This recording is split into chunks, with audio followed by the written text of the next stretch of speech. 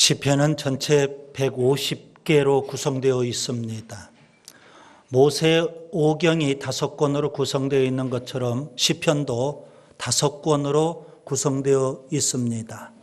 1편부터 41편까지가 제1권이고 제2권은 42편부터 72편까지 2권입니다.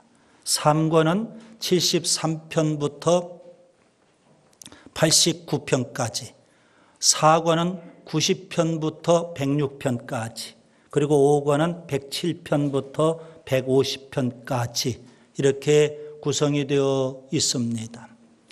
시편의 저자를 흔히 다윗 그렇게 우리가 표현을 합니다. 그러나 엄밀하게 표현하면 다윗이 쓴 시는 77개입니다. 아삽이 쓴 시가 12개, 고라 자손이 쓴 시가 11개, 솔로몬이 쓴 시가 2개, 에단이 쓴 시가 1개, 그리고 심지어 모세가 쓴 시 1개가 있기도 합니다. 나머지는 무명의 용사들이 쓴 시라고 이렇게 보시면 되겠습니다. 오늘은 시편 1편입니다. 150개의 시를 대표하는 시, 시편 1편이고요. 가장 잘 알려져 있는 시, 그리고 가장 많이 사랑하는 시 중에 하나가 시편 1편이라고 보시면 됩니다. 시편 1편은 3개의 연으로 구성되어 있습니다. 첫 번째 연은 1절부터 3절까지 복 있는 사람에 대해서 노래하고 있고요. 두 번째 연은 4절입니다. 악인들에 대해서 노래하고 있습니다. 그리고 세 번째 연은 5절과 6절 하나님의 심판에 대해서 노래하고 있습니다. 첫째, 복 있는 사람들이 있습니다. 여러분 본문 1절부터 3절을 보시기 바랍니다.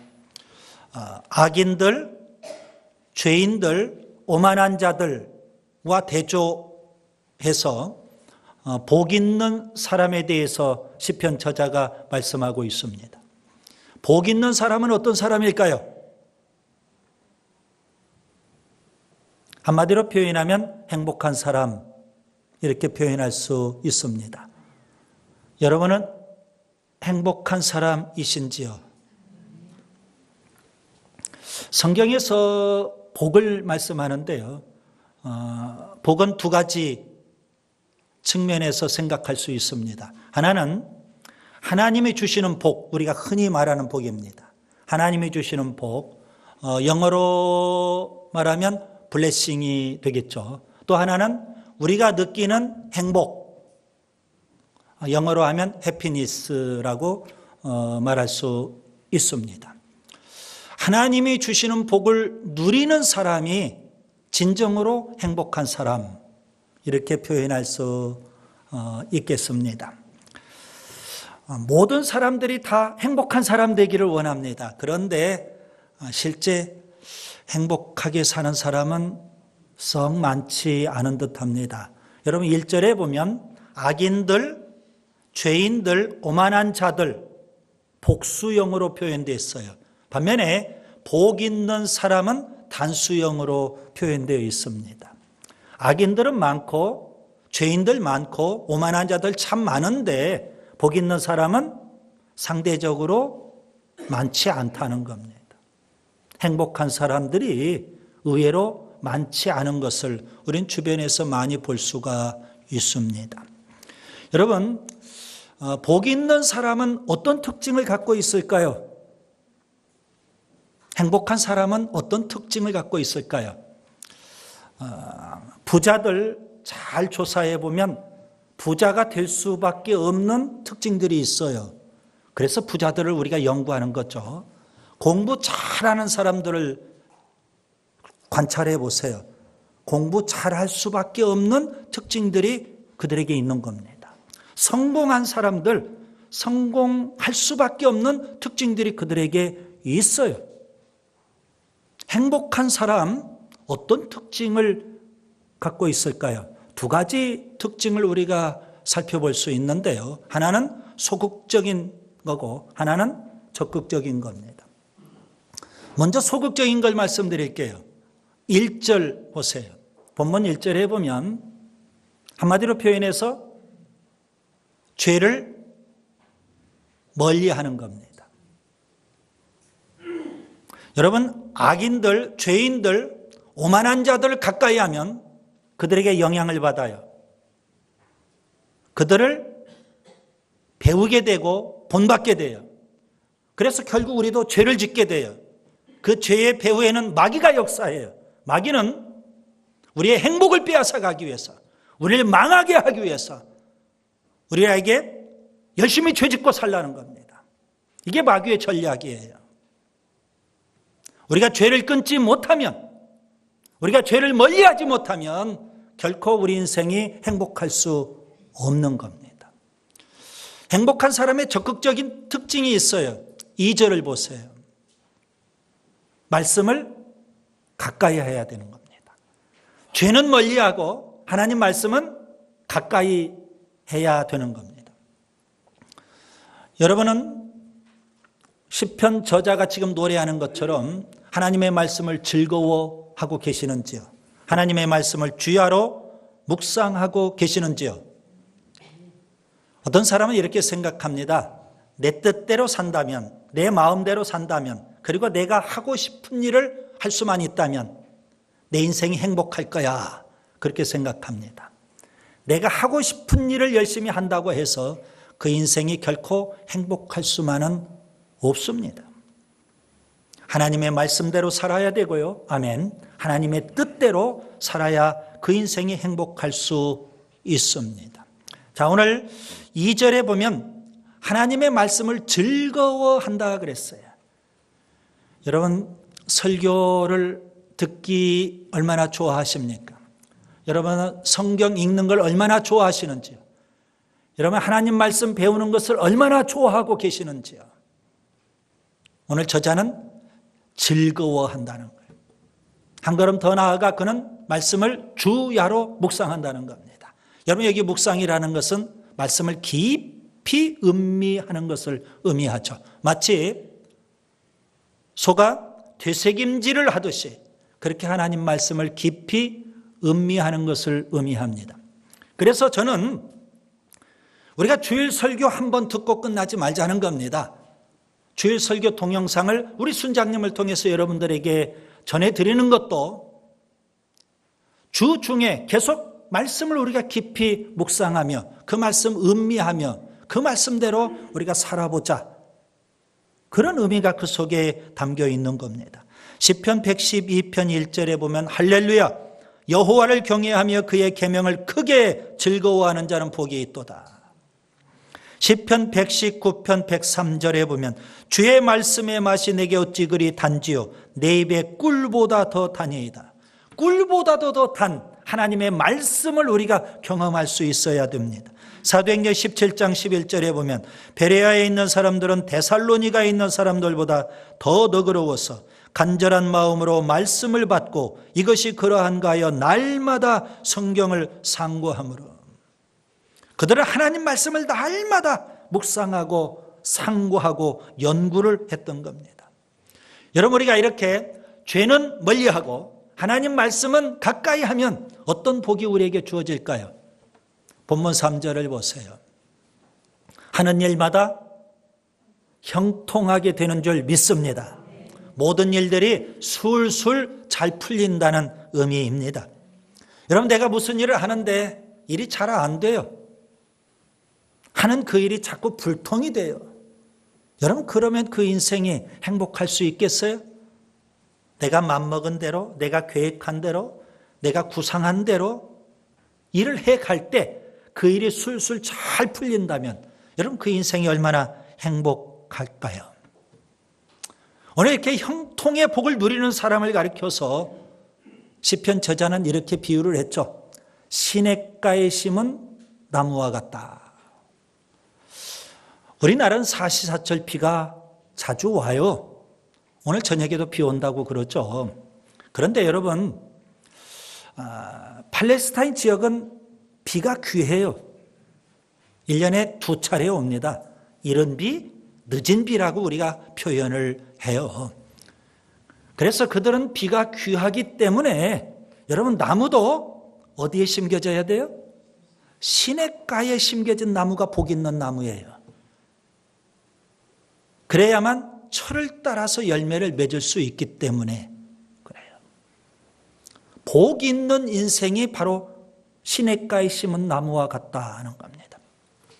여러분에게 묻습니다. 여러분 하나님 말씀을 가까이 하시는지요? 아니면 죄를 가까이 하시는지요? 여러분 말씀과 죄는 상극이에요. 내가 말씀을 가까이 하면 죄는 멀어지고 행복은 오는 거예요. 반면에 내가 죄를 가까이 하면 말씀은 자꾸 멀어져요. 그리고 불행이 오는 거예요. 오늘 시편 저자는 첫 번째 연에서 복 있는 사람에 대해서 노래를 해요. 그 다음에 둘째, 악인들이 있습니다. 본문 4절을 보세요. 시편 저자는 악인들을 가리켜서 바람에 나는 겨와 같다 이렇게 표현을 했어요.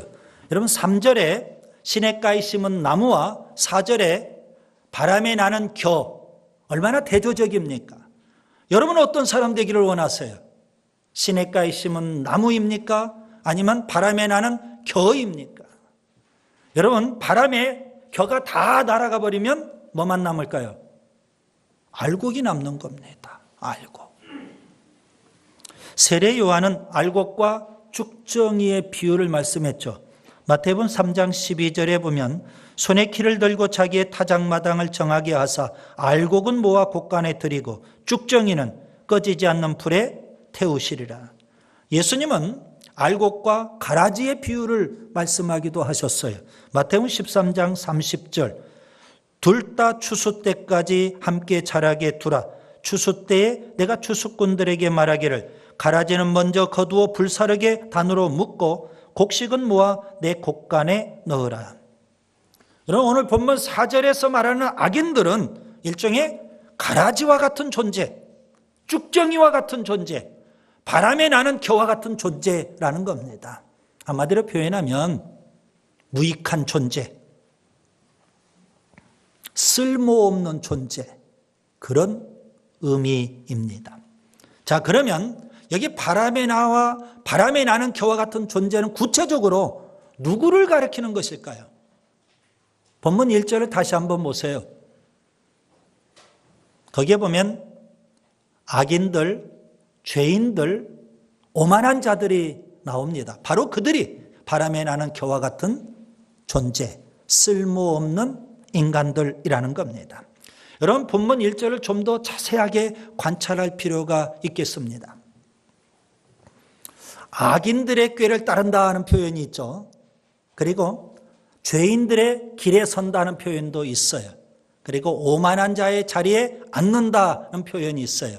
여러분 이 세 가지 표현은 같은 의미이기도 하지만 점층적인 의미입니다. 갈수록 태산이라는 그런 의미 있죠. 자, 악인들의 꾀를 따른다 이 말은 마음으로 죄를 짓는다 그런 의미예요. 우리 마음속에 악한 생각을 품고 죄를 짓는 것과 같은 거예요. 반면에 죄인들의 길에 쓴다 이 말은 행동으로 죄를 범하는 거예요. 마음으로 지은 죄 그것이 구체적으로 행동으로 나타나는 겁니다. 오만한 자의 자리에 앉는다 이 말은 한 번, 두 번 죄를 짓고 끝나는 것이 아니라 이제 습관적으로 죄를 짓는다 그런 의미예요. 그렇기 때문에 갈수록 상태가 악화되어 가는 모습을 볼 수가 있죠.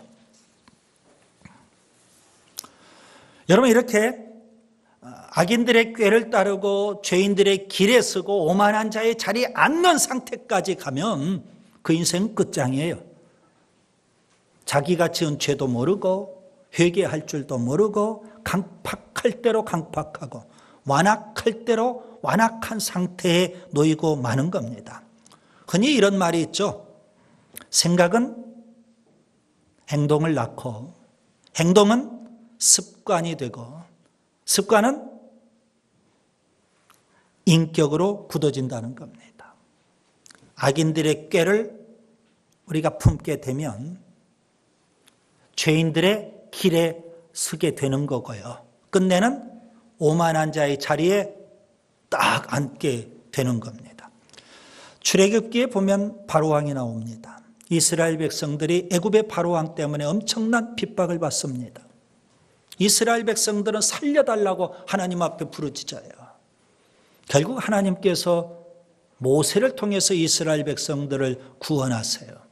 그런데 애굽의 바로왕이 순순히 이스라엘 백성들을 내보내지 않습니다. 결국 하나님께서는 애굽에 10가지 재앙을 내리십니다. 그 10번째 재앙이 장자 죽음의 재앙이에요. 애굽의 모든 가정에 장자들이 다 죽어갑니다. 그리고 애굽의 모든 가축들의 첫 열매가 다 죽어가는 겁니다. 애굽의 모든 가정이 다 초상집이에요. 그렇게 망해가는데도 불구하고 바로왕은 강팍할 대로 강팍하고 완악할 대로 완악해요. 여러분, 그게 인간이에요. 그것이 바로 바람에 나는 겨와 같은 존재입니다. 로마서 1장에 보면 이렇게 강팍하고 완악한 악인들에 대해서 하나님께서 어떻게 대하실까요? 로마서 1장에 보면 내버려 두신다. 그런 표현이 3번이나 나와요. 로마서 1장 24절에 하나님께서 그들을 마음의 정욕대로 더러움에 내버려 두사. 로마서 1장 26절에도 보면 하나님께서 그들을 부끄러운 욕심에 내버려 두셨으니. 로마서 1장 28절 하나님께서 그들을 그 상실한 마음대로 내버려 두사. 끝까지 고집을 피우고 강팍하고 완악한 악인들 하나님께서 그냥 내방치해 두시는 겁니다. 그래서 여기 악인들, 죄인들, 그리고 오만한 자들이 참 무서운 겁니다. 회개할 줄도 모르고 죄를 죄로 여기지도 않고 강팍하고 완악한 인간의 모습, 그게 바로 악인들입니다. 그 다음에 3번째 하나님의 심판이 있습니다. 여러분 본문 5절과 6절을 보세요. 하나님 살아계시죠? 창조하신 하나님, 마지막 날에 심판의 하나님이신 줄 믿습니다.